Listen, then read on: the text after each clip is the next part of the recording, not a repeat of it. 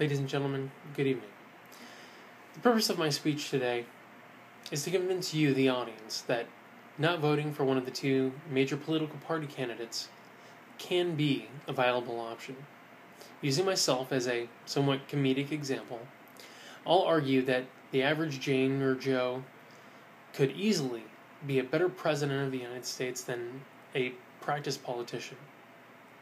My hypothesis is simple. Given the lack of integrity, the overwhelming party rule in our country, and the ever more painful choices that we have to see at the polls, it's clear that when we cast our ballots these days, we're not simply choosing between one or the other. We're really making a choice between bad and outright evil.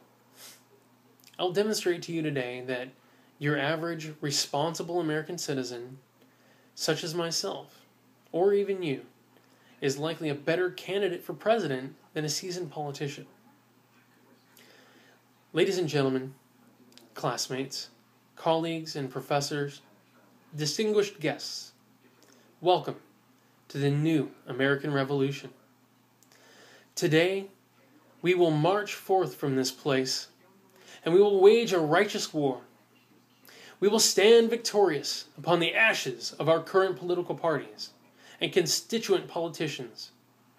We will wrench free the hands of the powers that be and replace them with those of our mothers, our brothers, and our neighbors and friends. Ladies and gentlemen, vote for me, and I will take back the power of these corrupt politicians, and I will be your advocate. Does this sound a little familiar? Well, maybe not the words exactly, but at least in terms of the language and tone.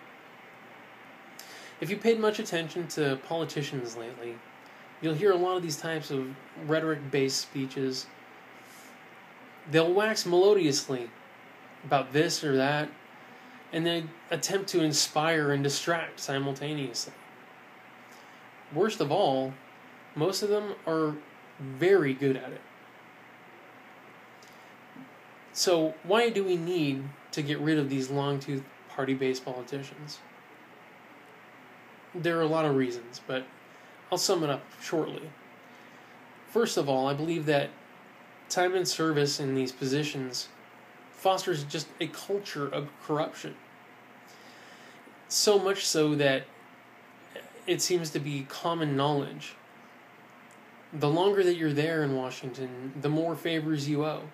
The more arms you have to twist to get what you need and want, and the more people will hold that against you and eventually come back and ask for the same. These political parties that are controlling, they don't just keep the powerful strong, they're really keeping us, the average American, under control.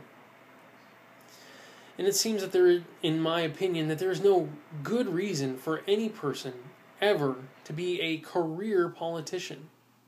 Now, given there may be a handful of examples where this may not be the case, and there may be a truly good, uncorruptible person. But as we've all heard, I'm sure, as the old adage says, ultimate power corrupts ultimately. I really truly believe in my heart that I am a better candidate than either of our primary candidates this year for president. I have no ties to any political parties. My loyalty is my own, and my loyalty is where I put it, and that is to my country and my people. Now, that being said, some level of trust has to be ascribed. I can't prove to you that that's where my loyalty lies.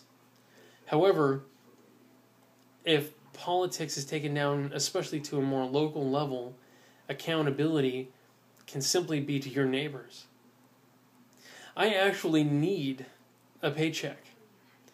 Yes, a congressional paycheck, senatorial paycheck, a presidential paycheck is far more than I make now.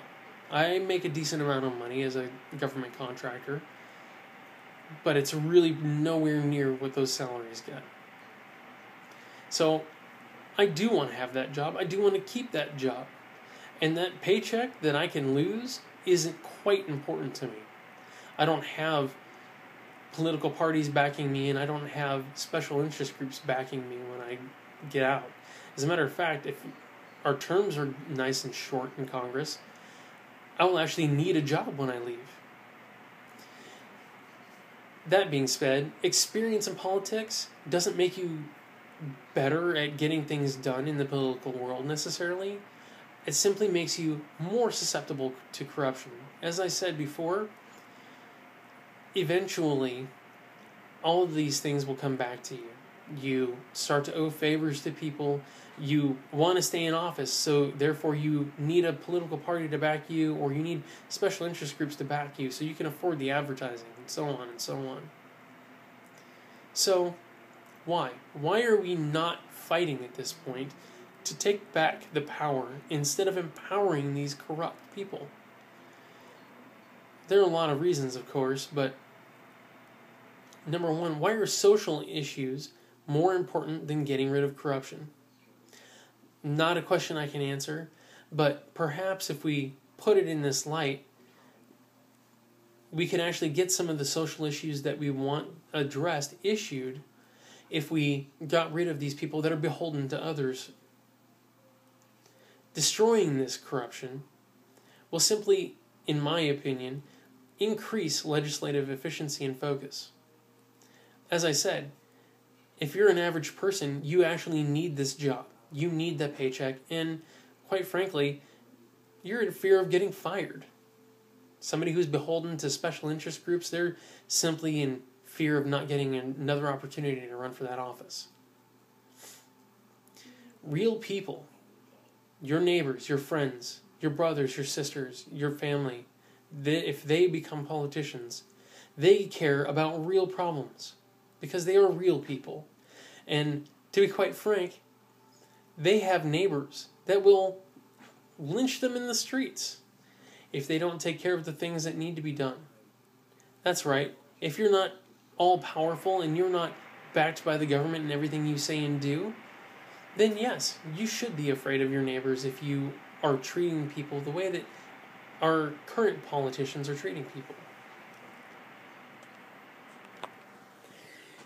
In conclusion, ladies and gentlemen, my fellow Americans, why are we empowering these huge, corrupt political parties to rule us like the aristocratic class of old? There is something we can do, and ways that we can take back the power that the U.S. Constitution has granted us. Stop squabbling between parties and make them a thing of the past. Refuse to put these lifetime politicians back in office. Refuse to vote for party-backed politicians. Empower the average man to do the extraordinary and destroy this culture of political corruption. My fellow Americans, thank you. God bless you, and God bless the United States of America.